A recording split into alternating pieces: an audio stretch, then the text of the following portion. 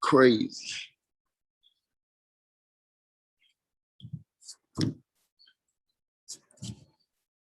We got a new guy.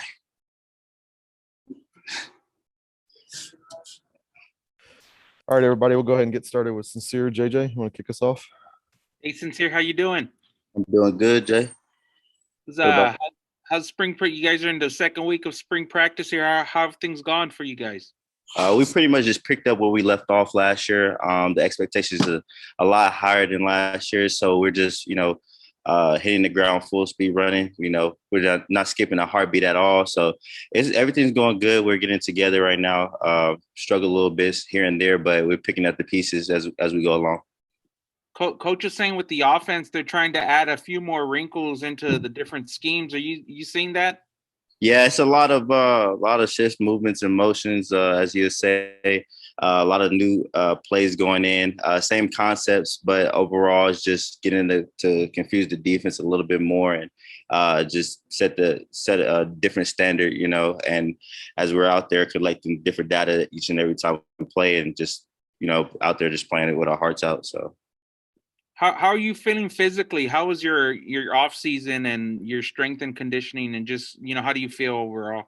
With Coach Philo, the greatest strength coach we had, he made sure we was right through had a set schedule for us to come in and get our work in and eating right. I feel a lot better. I'm at 210, feeling nice and smooth, and then Coach Philo helping us with our mobility and to peak our PRs, in there in the weight room. So with him and his workout, his schedule, it's kind of been coming easier for me and a lot better because of the way that I gained from last year, and I'm able to adapt more and physically and perform at the highest level.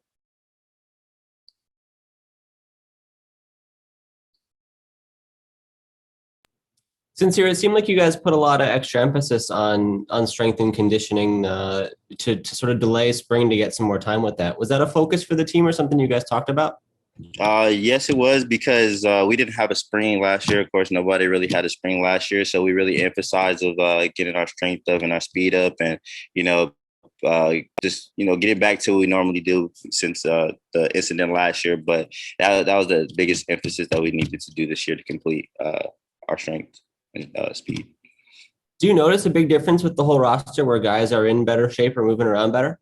Yes, man, like I said, with Coach Philo and his workouts, I've seen guys put up tremendous weight and hit new record, new speed. We have a tight end data that tracks that. So with everybody, the people that I didn't see before previously, they're doing way better than they did last year. Like I said, the standard is higher and they're hungry. They're ready to fight. They're ready to play and get back to what we normally did before. You said you're 210 now. Do you remember what you were at the start of last season? I remember you thought you were a bit overweight at that point.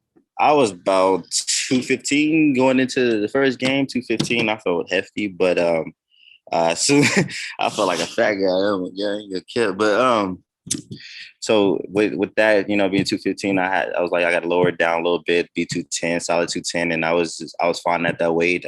Just adapt, and I had a conversation with Coach Taylor, and I asked him, I said, what do I need to work on is speed. So that's the biggest emphasis for me going into the fall season is working on my speed. So. How did that sort of develop through the year? I know you said kind of as you worked your way into it, it might have been a little bit of a difference. Was there a certain point in the season where you kind of felt back to normal from that perspective? I would say about the third or fourth game that I kind of felt myself getting back to normal, getting back to what I normally do. But it was always that extra work that I put in after practice to set myself apart, to not, get behind, just to get back on track of where I started before in freshman year. So, yeah. How much of a challenge was that whole process last year? Like you said, you had less time with Coach Philo and it was just different. How did you go about trying to manage strength and conditioning during the last offseason? With that, I know that I had to put in the extra work outside of it, not knowing if we was going to have the season or not, and all the stuff that was happening. I knew that I had to, at least try my best to get some type of workout in. Everybody was in closed doors, but Coach Philo kept a track. He had substitute some of the workouts we do with in-home workouts, and I was kind of do that at home, and then to translate to coming into the season, we had our meetings and we was beginning to have our season, I was like, you know, I'll have to do what I can do and then get better as the season goes along. So. Is there like a diet component to that too that's different as well, kind of being in a team environment this year versus this time last year when you guys were more sort of on your own? Yeah. It was more just eating a different type of way, you know. I think that instead of, you know, putting in the junk, just add more greens, more, if it's color, as Coach Taylor said, if it's color, eat it, you know, and that's pretty much what I was doing. I was staying focused on doing that and trying to get right because it felt like I felt crazy. Like I'm telling you, the beginning of the season, I did not feel like how I normally felt. So I knew I had to change that ASAP. Yeah, is it tough to sort of do that when you're on your own versus when you're in this kind of environment and there's somebody sort of being on you about it every day or reminding you what to do? Yes, it's all about being consistent. It's like you don't have somebody to tell you you got to do this, you got to do that, and it's all on your own. And some people, you know, they it slips their mind, they get lazy on it. So it's mostly about being consistent and having that person, you know, on you about it. So it's very difficult because some people is just like they was in. Like I said, they didn't know we was gonna have a season, so they didn't really prep their mind. Like, okay, we're about to have a season, so they was kind of doing whatever they wanted to do. But that's really hard to do by yourself, you know. I know we're a long way away from the start of the year, but do you think that that'll sort of make a difference just to have everybody be more on point with those things, that the team will look kind of different the first couple of weeks compared to last year?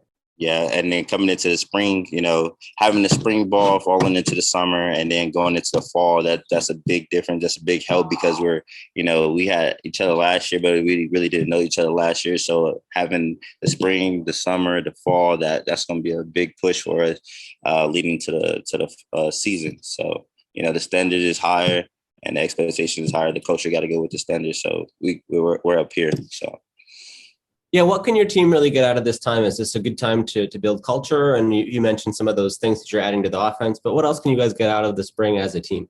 Building a closer relationship with coaches. You know, we knew coaches, but we didn't know them as well. But now we're more comfortable with them, and I think that's a big part of it is just having a relationship. Because once you have a relationship, you have one big family. That's a push to a better season because we all connected, we all hold each other accountable, and that's something that we really emphasize. Hanging out, you know, outside of football and having, you know, team get-togethers and, you know, prayer sessions and stuff like that. That's a big part of having a team, and not just a team, but a family. How about for you, like individual goals for the spring? What do you want to get out of this time? I want to set myself apart. I want to, you know, think of myself for the next level. Like I told you, I was talking to Coach Taylor and the stuff that I need to do. I really need to emphasize of running faster. The speed is the biggest emphasis. And I think that, you know, getting my balance right, my cuts right, just from the little details, just sharpening up myself and getting my mind prepped for the next level. So. Is that like a running form thing you're saying, or how do you build speed? Like what goes into changing? Well, Coach Follow said you just got to keep running faster. That's how you get faster, run fast. So that's how you get faster. I mean, I'm just going to go along with that and keep, you know, do a lot of resistance running, a lot of weight training, and just stuff required me to, you know, push myself. Something a little bit different. We saw over the weekend, one of San Antonio's own, Kiana Williams, she won a national title with Stanford. I was just curious, was that something that like was on your radar? Did that resonate with you and some of the local guys in any kind of way? I don't know Kiana too well, but I know Rashad and them.